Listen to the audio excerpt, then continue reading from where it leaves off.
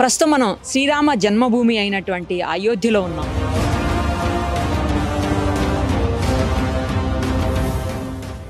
నిజానికి అయోధ్యకి రావడం అంటే అంత ఈజీ థింగ్ కాదు.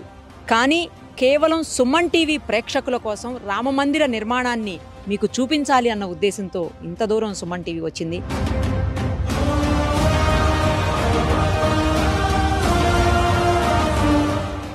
ఇంకో విషయం ఏంటంటే, ఇంత లోపల వరకు వచ్చి మొత్తం ఇక్కడ జరుగుతున్నటువంటి నిర్మాణ కార్యక్రమాలన్నీ మీకు చూపిస్తున్న మొట్టమొదటి తెలుగు ఛానల్ కూడా సుమన్ టీవీయే. డిజిటల్లో అయితే ఎవ్వరూ ఇలాంటి సాహసం చేయలేదు ఇప్పటి వరకు. ఇది నిజంగా నా అదృష్టంగా భావిస్తున్నాను, పూర్వజన్మ సుకృతంగా ఫీల్ అవుతున్నాను. ఎందుకంటే రాముడు తిరగాడినటువంటి ఈ నేల, ఈ భూమి మీద అదే ప్లేస్లో మేము కూడా తిరుగుతున్నాము అంటే చాలా ఆనందంగాను గర్వంగాను ఉంది. నిజంగా అది అదృష్టమనే చెప్పాలి. నా వెనకాల రామమందిరం కనిపిస్తూ ఉంది, మీరు ఒక్కసారి చూడండి. రామమందిర నిర్మాణం చాలా వేగవంతంగా జరుగుతోంది.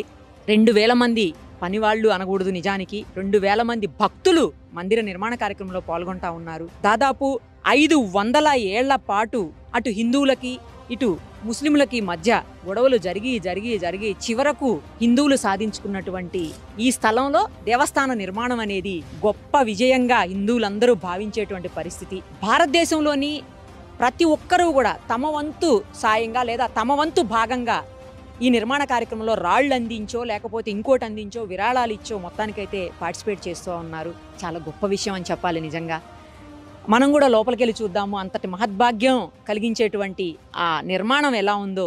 దాదాపు 400 అడుగుల పొడవుతోటి 300 అడుగుల వెడల్పుతోటి 50 అడుగుల లోతైనటువంటి ఫౌండేషన్ జరిగింది ఇక్కడ. ఎందుకంటే కిందంతా 100 ఏళ్ల తరబడి నిర్మాణాలు ఒకదాని మీద ముందు మందిర నిర్మాణం, తర్వాత మసీదు, మళ్ళీ మందిరం, మళ్ళీ మసీదు, ఇలా ఇప్పుడు రామ మందిరం ఇలా జరుగుతూ వచ్చింది.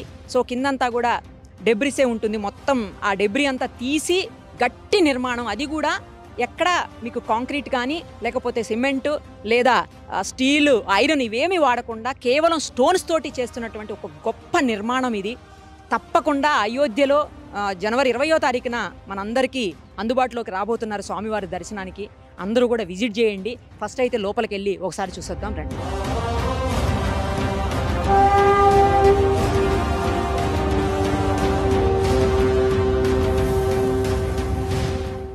ప్రస్తుతం మనతో పాటు ఉన్నారు central VHP joint secretary Koteswara Sharma గారు. ఆయనతో మాట్లాడదాం ఒక్కసారి. రామ మందిర నిర్మాణంలో ఆయనది కూడా ప్రధాన పాత్ర ఉంది. నిర్మాణానికి సంబంధించి అలాగే మందిరానికి సంబంధించి స్పెషాలిటీస్ అన్నీ కూడా ఆయన అడిగి తెలుసుకుందాం. సార్ నమస్తే అండి. నమస్తే. మా అదృష్టం ఇవాళ స్వామివారి ఈ సన్నిధిలో మేము ఉన్నాము. ఆయన తిరిగాడిన నేలలో మేము కూడా నడుస్తున్నాము అంటే మేము ఎన్నో జన్మల పుణ్యం చేసుకున్నట్టు నేను భావిస్తున్నాను సార్.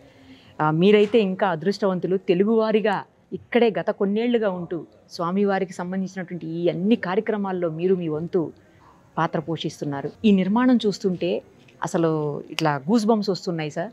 కింద 50 అడుగుల లోతు వరకు కూడా పునాదులు వేసి మరీ కన్స్ట్రక్షన్ స్టార్ట్ చేశారని, భావి తరాల్లో ఎప్పటికీ ఇది నిలిచిపోయేలాగా గొప్ప నిర్మాణాన్ని మన ప్రభుత్వం తీసుకుందని చెప్పడానికి గర్వపడాల్సిన పరిస్థితి ఉంది సార్. నిజంగా ఒక్కసారి వివరాలు చెప్పరా సార్ ప్లీజ్ మా కోసం.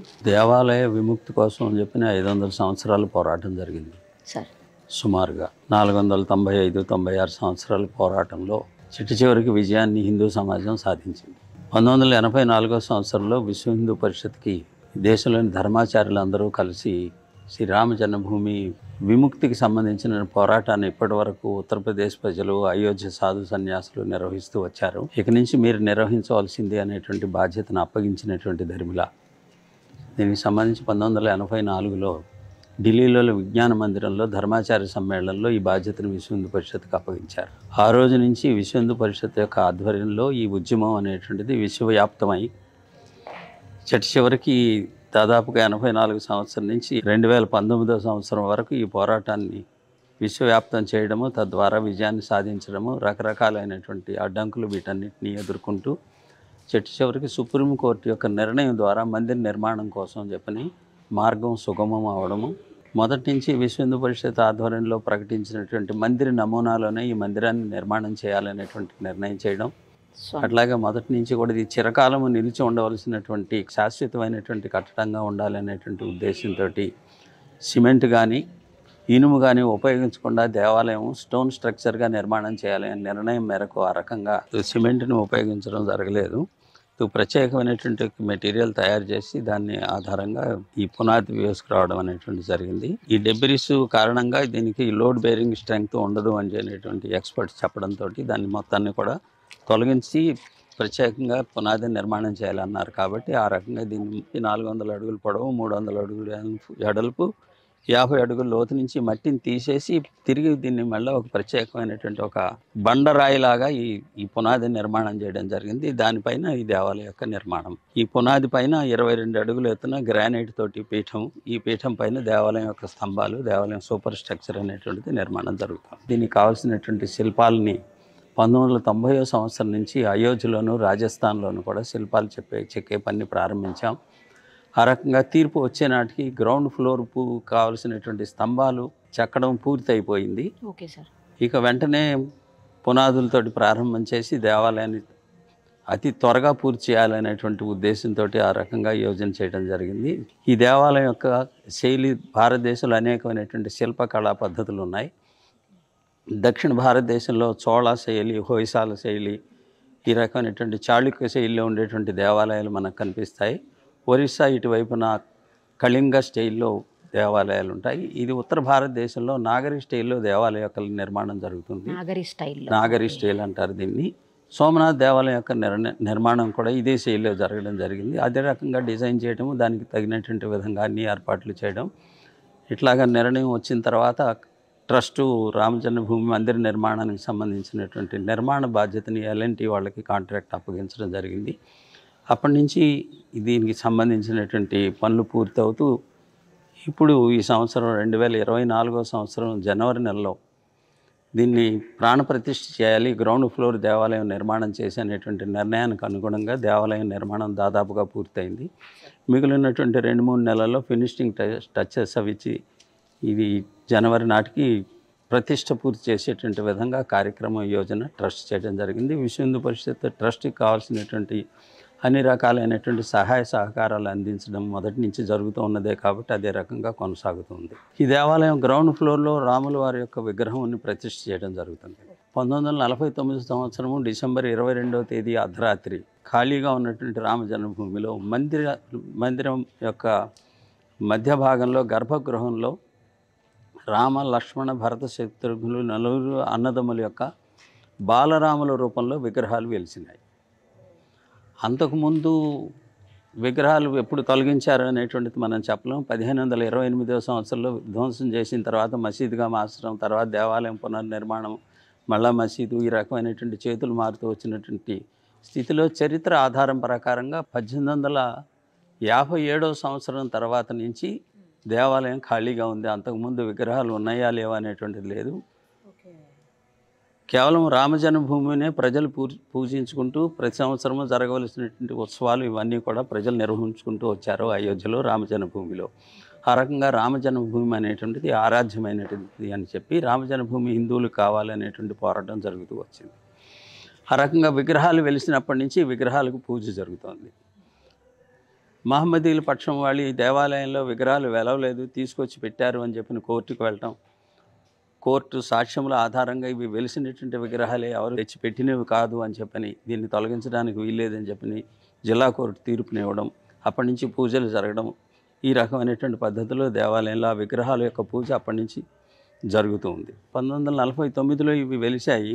50వ సంవత్సరంలో అప్పుడు ఉన్నటువంటి ఉత్తరప్రదేశ్ ప్రభుత్వం ప్రజలందరూ దీన్ని దర్శనం చేసుకోవడానికి అవకాశం లేకుండా దేవాలయాన్ని తాళం వేసి కటకటాల్లో దేవుణ్ణి బంధించి పూజారి మాత్రమే రోజు పూజకు వెళ్ళేటువంటి విధంగా అనుమతిస్తూ ఆ రకంగా ప్రజల్ని దూరం నుంచి దర్శనం చేసుకునేటువంటి వ్యవస్థ చేయడము. దాంతో విశ్వ హిందూ పరిషత్ ఆధ్వర్యంలో రామజన్మభూమి ఉద్యమం ప్రారంభం అయిన తర్వాత ఈ దేవాలయం యొక్క తాళాలు తెరవాలి అనేటువంటి పద్ధతిలో మొదటగా ఉద్యమం ప్రారంభించడం జరిగింది. ఆ రకంగా 1986వ సంవత్సరం ఫిబ్రవరి నెలలో కోర్టు తీర్పు ద్వారా తాళాలు తొలగించడము, అప్పటి నుంచి ప్రత్యక్షంగా దర్శనం చేసుకోవడము, దానికి సంబంధించినటువంటి సెక్యూరిటీ అరేంజ్మెంట్స్, కటకటాలు, ఇవన్నీ క్యూ లైన్, వీటన్నిటి ద్వారా దాదాపుగా 1 కిలోమీటర్ క్యూలో అటు ఇటు తిరుగుతూ దర్శనం చేసుకోవడం, ఒక 50 అడుగుల దూరం నుంచి దర్శనం చేసుకునేటువంటి స్థితి కొనసాగుతూ వచ్చింది 86 నుంచి. విశ్వ హిందూ పరిషత్ యొక్క ఉద్యమం సాధు సన్యాసుల యొక్క నిర్ణయాల ప్రకారంగా మొదటి కరసేవ 1990 సంవత్సరంలో చేయడం జరిగింది. ఇది దేవాలయం హిందువులది, ఇది దేవాలయమే, ఇది మసీదు కాదు అనేటువంటి పద్ధతిలో ఉద్యమకారులు రామజన్మభూమి గుంబజుల పైన ఎక్కి జెండాలు ఎగరేసినటువంటిది. ఆ సమయంలో ములాయం సింగ్ ముఖ్యమంత్రిగా ఉండడం, అయోధ్యను సీల్ చేయడము, కరసేవకులు కాలినడకన 700-800 కిలోమీటర్లు నడుస్తూ గ్రామాల నుంచి దాటుకుంటూ అయోధ్యకు వచ్చి 1990 సంవత్సరం అక్టోబర్ 30వ తేదీన ఈ కరసేవ పూర్తి చేయడము, ఇది హిందువుల దేవాలయం అనేటువంటిది ప్రకటించడం జరిగింది. ఆ తర్వాత రెండవ కరసేవ 1992 సంవత్సరం డిసెంబర్ 6వ తేదీన కరసేవకులు అందరూ కూడా కలిసి ఒట్టి చేతులతోటి ఈ ప్రాచీన కట్టడాన్ని ఆ రకంగా 5 గంటల్లో దీని మొత్తాన్ని ధ్వంసం చేయడం, తిరిగి ఆ వెలిసిన విగ్రహాల్ని ఇదే స్థలంలో వారిని ప్రతిష్ఠించుకోవడం, కర్ఫ్యూ పెట్టి నిషేధాజ్ఞలు వచ్చేలోపుగా చేయగలిగినంత మేరకు దేవాలయాన్ని నిర్మాణం చేసి టెంట్ ఏర్పాటు చేయడం జరిగింది. తీర్పు వచ్చే వరకు భగవంతుడు ఆ టెంట్ దేవాలయంలో ఉన్నాడు. సార్, మీరు కూడా చాలా పోరాటాలు, చాలామంది జైళ్ళకు వెళ్ళడాలు ఇవన్నీ కూడా మనకు తెలుసు. స్వామివారి కోసం ఎంతోమంది ఎన్నో పోరాటాలు చేశారు. ఇవాళ ఈ రూపంలో స్వామివారు మనందరికీ దర్శనం ఇవ్వబోతున్నారు అంటే మీ అందరి పుణ్యఫలమే. ఈ యావత్తు కూడా హిందూ సమాజం యొక్క శ్రేయస్సమ్మ. ఈ 1528 సంవత్సరంలో దేవాలయాన్ని పడగొట్టి మసీదుగా మార్చిన సమయం నుంచి 77 యుద్ధాలు జరిగినాయి చరిత్ర ఆధారాలుగా. దాదాపుగా 4.5 లక్షల మంది ఈ దేవాలయం కోసం చెప్పి తమ యొక్క ప్రాణాలను అర్పించారు. వాళ్ళందరి యొక్క కృషి యావత్తు సమాజము మేము ఇచ్చినటువంటి కార్యక్రమానికి అనుగుణంగా సహకరించి రామజ్యోతిని మొదట ఊరూరు తీసుకెళ్ళాం. రామశిలా పూజ 12 లక్షల ఇటుకల్ని ఊరూరా పూజించి వాటిని ఇక్కడికి తరలించారు. ఇప్పుడు అక్కడ బయట కనిపిస్తున్నటువంటి ఇటుకలు వాటన్నిటిని కూడా ఈ దేవాలయం యొక్క కాంపౌండ్ వాళ్ళ నిర్మాణంలోనూ దేవాలయం యొక్క పునాదిలో సపోర్టింగ్గా వర్షము పడినప్పుడు నీళ్లు కిందకి ఇంకినప్పుడు రాతికి కూడా నీళ్లను పీల్చుకునే లక్షణం ఉంటుంది. రాతిని సెలెక్ట్ చేసేటప్పుడు కూడా నీళ్లను పీల్చుకునేటువంటి లక్షణం అతి తక్కువ ఉన్నటువంటి రాళ్ళని సెలెక్ట్ చేసి తీసుకోవడం జరిగింది. అయినప్పటికీ కూడా ఒకవేళ వచ్చేటట్టయితే రాళ్ళ దగ్గరికి నీళ్లు రాకుండా ఉండడం కోసం ఇటుకలతోటి ఒక లేయర్ని రక్షణ కవచం లాగా ఏర్పాటు చేయడం జరిగింది. అట్లాగా ఇటుకల్ని ఆ రకంగా ఉపయోగించడం జరిగింది. పూజించినటువంటి ఇటుకల్ని ఫస్ట్ ఫ్లోర్ కూడా వస్తుందంట కదా సార్? ఫస్ట్ ఫ్లోర్ స్తంభాలకు సంబంధించిన పని ప్రారంభమైంది. రామ దర్బార్ ఉంటుంది. మామూలుగా మనం రామనవమి రోజున ఫోటో పూజ చేసుకుంటుంటాం. సీతారామ లక్ష్మణ హనుమత్ సమేత 6 ఉండేటువంటి రామ దర్బార్ అంటారు ఉత్తర భారతదేశంలో. అలాగే 4 అన్నదమ్ములు సీతాదేవి హనుమంతుడు ఉండేటువంటి విధమైనటువంటి విగ్రహాలని ఫస్ట్ ఫ్లోర్లో ప్రతిష్ఠించడం జరుగుతుంది పూర్తయినప్పుడు. అది ఇంకొక మొత్తం దేవాలయం 2025 సంవత్సరము డిసెంబర్ నాటికి పూర్తి చేయగలుగుతారు అని చెప్పని ట్రస్ట్ వారి యొక్క అభిప్రాయం. ఈ గ్రౌండ్ ఫ్లోర్లో రాముల వారి వెలిసినటువంటి విగ్రహాలు, చిన్న విగ్రహాలు ఉంటాయి. 4 సోదరులు ఉంటారు. దీంతో పాటుగా ఒక శిలా విగ్రహం ఉంటుంది. శిలా విగ్రహం అనేటువంటిది బాలరాముడి యొక్క శిలా విగ్రహం. 5 సంవత్సరాల యొక్క రాముడి యొక్క ఫీచర్స్ రామాయణంలో ఉన్నటువంటి వర్ణన అనుగుణంగా శిలా విగ్రహాన్ని తయారు చేసి దాన్ని ప్రతిష్ఠించడం జరుగుతుంది. ఈ పీఠము పైన రాముల వారు కమలంలో నించున్నటువంటి విధంగా ధనుర్ధారులై బాలరాముడి యొక్క విగ్రహాన్ని తయారు చేయించడం జరుగుతుంది. దాని యొక్క ప్రతిష్ఠ ఇక్కడ జరుగుతుంది. ఈ ప్రతిష్టకు ఉపయోగించవలసినటువంటి దక్షిణాది సాంప్రదాయం ప్రకారంగా విగ్రహం యొక్క క్రింద యంత్రం ఉంటుంది. ఈ యంత్రం యొక్క శక్తి ఈ దేవాలయానికి వచ్చేటువంటి భక్తులకి అనుగ్రహించడము, అనేక రకాలైనటువంటి సౌకర్యాలు, అంటే భక్తులు వరప్రసాదుడుగా దేవుడు ఉండడం కోసం చెప్పిన సాధారణంగా యంత్రాన్ని ప్రతిష్ఠ చేస్తారు. యంత్రం పైన రాముల వారి విగ్రహం ఉంటుంది. ఈ యంత్రం అనేటువంటి 10 సంవత్సరాల క్రితమే తయారు చేసి విశ్వ హిందూ పరిషత్ ద్వారా దీనికి 10 సంవత్సరాల పాటు రామ జపాన్ని దానికి సమర్పిస్తూ ఆ రకంగా శక్తిపోతం చేయడం జరిగింది. అది కూడా ఆంధ్రప్రదేశ్లోనే దాన్ని పూజించడం జరిగింది. ఇది ట్రస్ట్ వారికి అప్పగించడం జరిగింది. ప్రతిష్ఠ సమయంలో పీఠం పైన ఈ యంత్రం పైన రాముల వారి యొక్క విగ్రహం ఉంటుంది. విగ్రహం యొక్క సుమారుగా 4.5 అడుగులు ఉంటుంది. మందిరం యొక్క డిజైను దీనికి అనుగుణంగా ఈ విగ్రహం యొక్క ఎత్తు అనేటువంటిది రామనవమి రోజున సూర్యకిరణాలు రాములు వారి యొక్క ముఖం పైన ప్రసరించేటువంటి విధమైనటువంటి పద్ధతిలో డిజైన్ చేయడం జరిగింది. ఆ రకమైనటువంటి పద్ధతిలోనే ఎత్తు వగైరా శరీరం యొక్క మొత్తం కూడా బాడీ యొక్క ఫీచర్స్ అన్నిటిని ఆ రకంగా సెటప్ చేయడం జరిగింది. ఓకే. ఇప్పుడు కింద కూడా సార్ కాపర్తో ఒక 4 mm ఇంచు రాడ్ తోటి కింద నుంచి భూమి, హైందవ ధర్మం ప్రకారంగా భూమి శక్తివంతమైనటువంటి కాబట్టి దేవుని యొక్క విగ్రహం కూడా మన యొక్క దేవాలయం యొక్క శిల్పశాస్త్రం ప్రకారంగా భూమితోటి పూర్తిగా టచ్లో ఉండాలి అనేటువంటిది. స్పృశిస్తూ ఉండాలి, భూమి యొక్క స్పర్శ ఉండాలి విగ్రహానికి అని చెప్పని అరంగా పునాది కిందన ఉన్నది కాబట్టి అక్కడి నుంచి ఈ రాగి పైపుని భూమి దగ్గర నుంచి పైకి తీసుకురావడం జరిగింది. ఇది పీఠం వరకు కూడా ఈ రాగి పైపు తాకుతుంది, పీఠం వరకు తాకుతుంది. గుడి నిర్మాణం వరకు ఎంత ప్లేస్? 72 ఎకరాలు దేవాలయం స్థలం, 4 ఎకరాలు కేవలం దేవాలయం ఉంటుంది.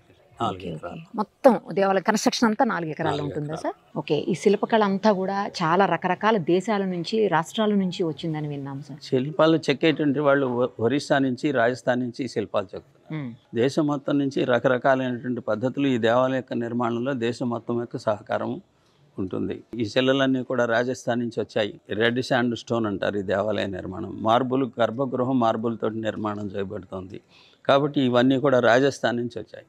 శిల్పులు ఒరిస్సా నుంచి, రాజస్థాన్ నుంచి, ఉత్తరప్రదేశ్ నుంచి శిల్పులు ఈ శిల్పాలు చెప్తూ ఉన్నారు. తెలంగాణ నుంచి, కర్ణాటక నుంచి గ్రానైట్ వచ్చింది. సుమారుగా 2000 మంది పనిచేస్తున్నారమ్మా రాజస్థాన్లో కానీ, ఇక్కడ కానీ, ఉత్తరప్రదేశ్లో కానీ ఈ దేవాలయానికి సంబంధించిన శిల్పాలు చెక్కడం వగైరా వగైరా. తలుపులు హైదరాబాద్ వాళ్ళు తయారు చేస్తున్నారు, అయోధ్యలోనే తయారు చేస్తున్నారు, కొన్ని హైదరాబాద్లో తయారు చేస్తున్నారు. ఇక్కడే వాళ్ళ వర్క్షాప్ ఇక్కడే పెట్టి ఇక్కడి నుంచి తయారు చేయడం జరుగుతుంది. గర్భగుడికి అవసరమైనటువంటి తలుపులు పూర్తి అయిపోయినాయి అనేటువంటి సమాచారం. ఎవరు చేస్తున్నారు సార్ ఇవన్నీ? హైదరాబాద్కి సంబంధించినటువంటి అనురాధ టింబర్ అనేటువంటి వాళ్ళకి అప్పగించడం జరిగింది. వాళ్ళకి ఈ దేవాలయాలకు సంబంధించిన ద్వారాలు తయారు చేయటము, ప్రతి దేవాలయానికి ప్రముఖమైనటువంటి దేవాలయాలకి వాళ్ళు తయారు చేసి ఇచ్చేటువంటి వాళ్ళ యొక్క పరంపర. అదే రకంలో వాళ్ళు రామ జన్మభూమిని అప్రోచ్ అవ్వడం, ఇట్లాగా మేము దేవాలయాలకి తలుపులు ఇచ్చేటువంటి ఆ అలవాటు ఉన్నది, లేదా ఆ గౌరవాన్ని మేము పొందుతున్నాం. మాకు కూడా ఈ దేవాలయానికి కూడా అలాగే తలుపులు సమర్పించాలని ఉన్నది అని అన్నప్పుడు ముందుగా వాళ్ళకి మీరు ఒక మోడల్ తయారు చేసి తీసుకురండి అని చెప్పడం జరిగింది. ఒక 8 అడుగులు పొడవు ఉండేటువంటి మోడల్ వాళ్ళు తయారు తీసుకొచ్చి ఈ 2 సంవత్సరాల క్రితం ఈ రామనవమి రోజున వాళ్ళు దీన్ని ఇక్కడ తీసుకొచ్చి దాన్ని ఏర్పాటు చేయడం జరిగింది. ఈ రకంగా ఈ దేవాలయ నిర్మాణంలో ఒక్కొక్క విభాగము ఒక్కొక్క ప్రాంతానికి సంబంధించిన వాళ్ళు నిర్వహిస్తున్నటువంటి విధంగా ఆ రకంగా యావత్ భారతదేశం ఈ యొక్క దేవాలయం యొక్క నిర్మాణంలో పాల్గొంటుంది అనేటువంటిది అది ఒక ఆదర్శమైనటువంటి ఒక సమరసతకి సంబంధించినటువంటి అంశంగా మేము భావిస్తున్నాం. Thank you sir, thank you so much. Thank you, ధన్యవాదాలు. Thank you so much.